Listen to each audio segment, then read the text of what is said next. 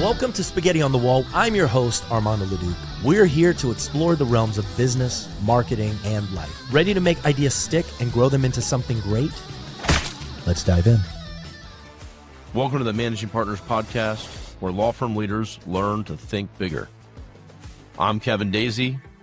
Let's jump in.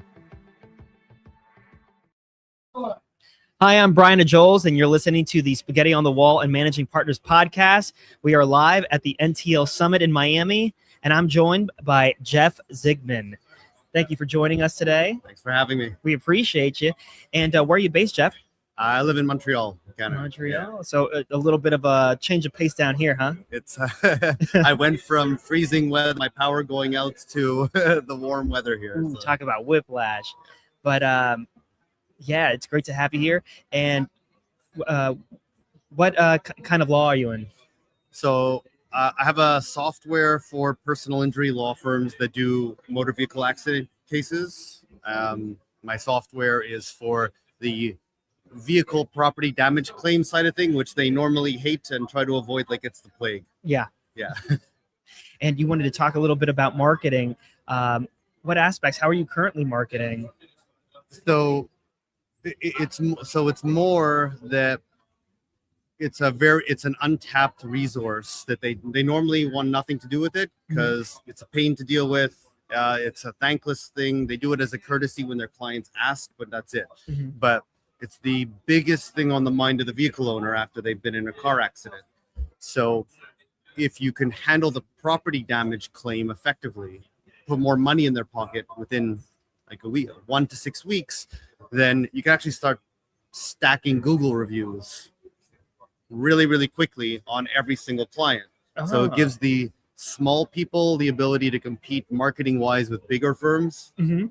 And it gives the bigger firms the ability to just get potentially hundreds of Google reviews every single month. So through Google reviews, they're able to pop up higher up on search engines and things like that. Yeah, when people are searching for like car accident attorneys or whatever by Google Maps, they'll actually pop up. They'll see tons of solid, real reviews of people that were in car accidents that this law firm is the only one around that helped. Yeah, and how did you find yourself in this area, like in this field, essentially?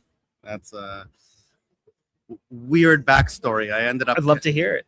Connected with about 2.5 years ago, I connected with an entrepreneur who got like a 9-figure software exit, and he told me about he had a diminished value claim, which is like a car accident, this kind of claim. Yes.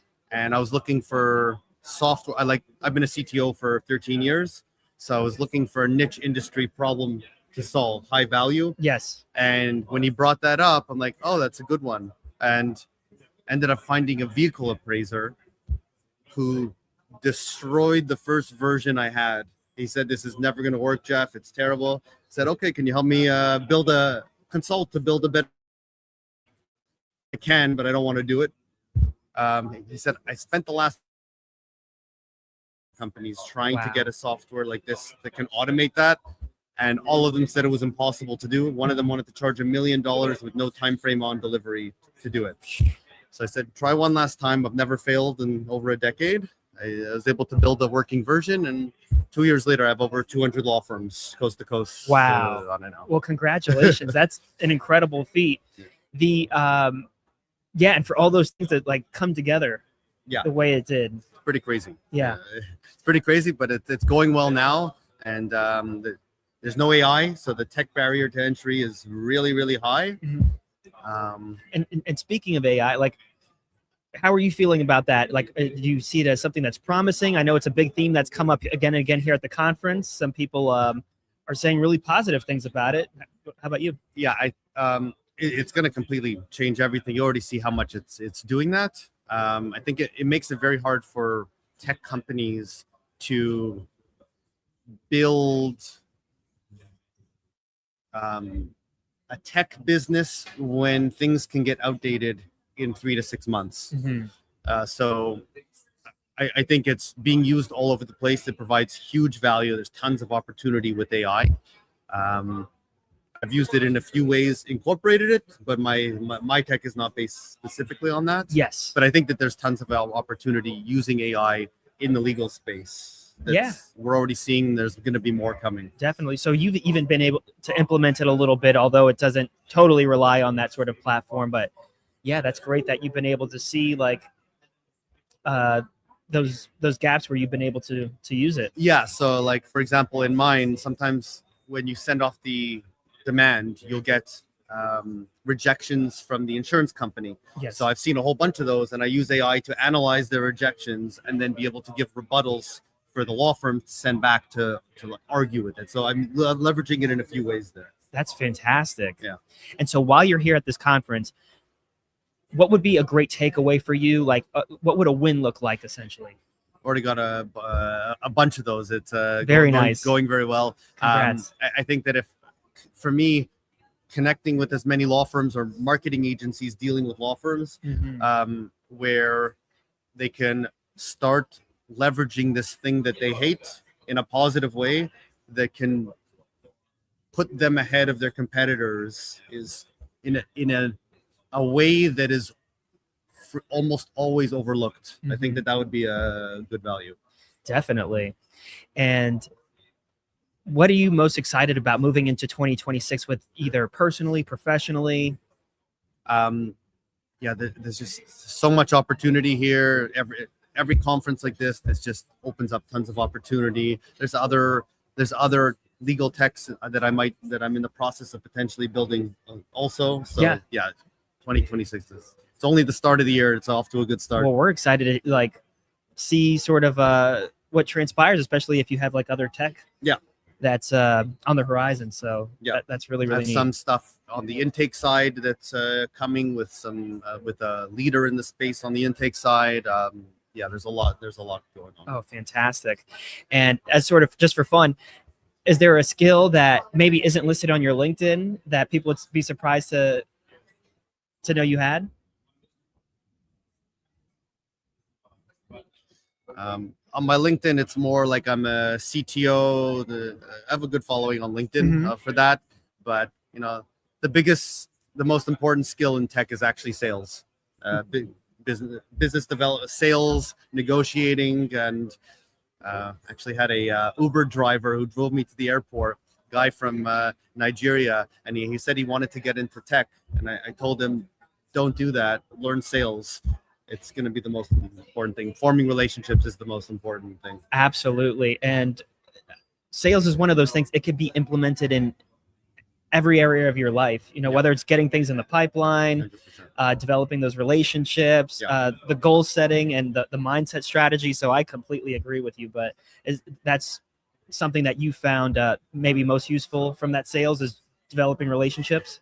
It's very hard to solve business problems properly if you don't know how to sell, and if you don't know how to get into the mind and the problems that the customers you're trying to solve it for into their minds to understand it better and come up with a solution to the problem. Absolutely. Having like that sense of empathy and seeing things from their perspective. Exactly. That's and then really drilling important. into it. It's not trying to, I don't even like trying to sell people on stuff. It's like, what's the problem you have? What would make a good solution? What about this? What about that? In a lot of ways, you're kind of like a doctor where you're kind of hearing about those pain points and going through of like, all right, well, these are a lot of the symptoms you're experiencing. How can I maybe alleviate those? Exactly. Yeah. 100%. Well, that's wonderful. And what else did I have here? And it sounds like you already answered this at the top with all that you've accomplished, but what would you say that you are most proud of in your career up to this point? Yeah, it's building this. So to build this platform, I had to solve about 10 to 15 different problems that no one else in the world had solved, and I had to get them to function with each other. That's why it was so hard to build. How did you even go about that? Like, nobody's been able to solve these things before, and like, how did you approach that problem? And so I've been a CTO for 13 years, but I've been a business analyst. I started before that as a business analyst for 15 years. So business analysts it's all about asking the right questions to get the requirements and drill into that with the right questions. That's actually, people think that software is about coding. It's not. Coding is the least important part, especially with AI now. But even before, coding is the least important part of software. The most important part is drilling into the client needs, asking the right questions. And one of the hardest things doing that, when you're doing that, is asking the right questions and being able to see when the person's answer, when they misunderstood your question, to be able to say, oh, I think they misunderstood what I was asking, and have to reframe it so you get the right answer. Yeah. Hardest part of software. And so you were able to implement that and in solving and developing this new the guy I did that with, actually, that I consulted with, he almost gave up 2 or 3 times in the process because he thought I wasn't going to get it. I'm like, bear with me, I'm almost there. And then within a day or two of that, I like a few times that happened, and I was able to figure out those issues. What a relief, and what an incredible feat. And congratulations again. And thank you for so much for being on the podcast. How can people find you if they want to get in touch with you? So you can go to trueclaims.io and then /attorneys with an S at the end. That's the attorney side. You can also reach me on LinkedIn. My followed as the business CTO.